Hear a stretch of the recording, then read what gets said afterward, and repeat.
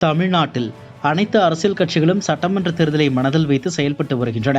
அந்த வகையில் திமுக கூட்டணியில் உள்ள விசிக, மதிமுக, சிபிஎம், சிபிஐ உள்ளிட்ட கட்சிகள் இணக்கமாக உள்ளன. அதேபோல அதிமுக, பாஜக கூட்டணி உறுதியாகி இருக்கிறது. இதனால் பாமக, தேமுதிக உள்ளிட்ட கட்சிகளின் முடிவு என்னவாக இருக்கும் என்று எதிர்பார்க்கப்படுகிறது.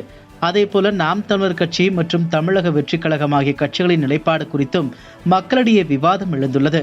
கடந்த சில வாரங்களாகவே பாஜக தலைவர்கள் தரப்பில் திமுகவை வீழ்த்த எதிர்க்கட்சிகள் ஓரணியில் திரள வேண்டும் என்று வலியுறுத்தி வருகின்றனர்.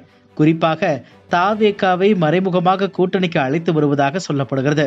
இந்த நிலையில் திமுக கூட்டணியில் உள்ள திருமாவளவன் விலகி வெளியில் வர வேண்டும் என்பதே தனது விருப்பம் என்று பாஜக மாநில தலைவர் நயினார் நாகேந்திரன் தெரிவித்துள்ளார்.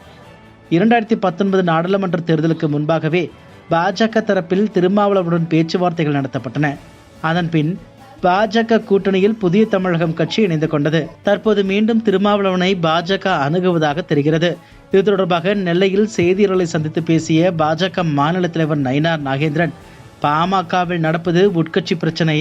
ராமதாஸ் மற்றும் அன்புமணி ராமதாஸ் ஆகியோர் ஒன்றாக இருந்து திமுகவுக்கு எதிராக குரல் கொடுக்க வேண்டும். பாஜக யாரையும் பின்னணியில் இருந்து இயக்கவில்லை. பாமக ஏற்கனவே நாடாளுமன்ற தேர்தலில் கூட்டணியில் இருந்தார். தொடர்ந்து பாமக கூட்டணிக்கு வர வேண்டும் என்பதே எனது விருப்பம். அதே போல அதிமுக, பாஜக கூட்டணி உடைந்து போக வேண்டும் என்று திருமாவளவன் விருப்பப்படுகிறார். ஆனால் எனக்கு திமுக கூட்டணியில் இருந்து திருமாவளவன் வெளியே வர வேண்டும் என்பதே விருப்பம் என்று தெரிவித்துள்ளார். இதனால் திமுக கூட்டணியை பிரிக்க அதிமுக, பாஜக கூட்டணி செயல்படுவதாக விவாதங்கள் எழுந்துள்ளன. ஆனால் 2019 ஆண்டு நாடாளுமன்ற தேர்தல் தொடங்கி ஒவ்வொரு தேர்தலிலும் திமுக கூட்டணியில் உள்ள கட்சிகள் இணைந்து செயல்பட்டு வருகின்றன. இதனால் கடைசி நேரத்தில் ஏதேனும் மாற்றம் நிகழுமா என்பதை பொறுத்திருந்துதான் பார்க்க வேண்டும். இதுபோன்ற செய்திகளை மேலும் தெரிந்து கொள்ள எங்களது யூடியூப், ஃபேஸ்புக் மற்றும் ட்விட்டர் ஆப்களை சப்ஸ்கிரைப் செய்யவும்.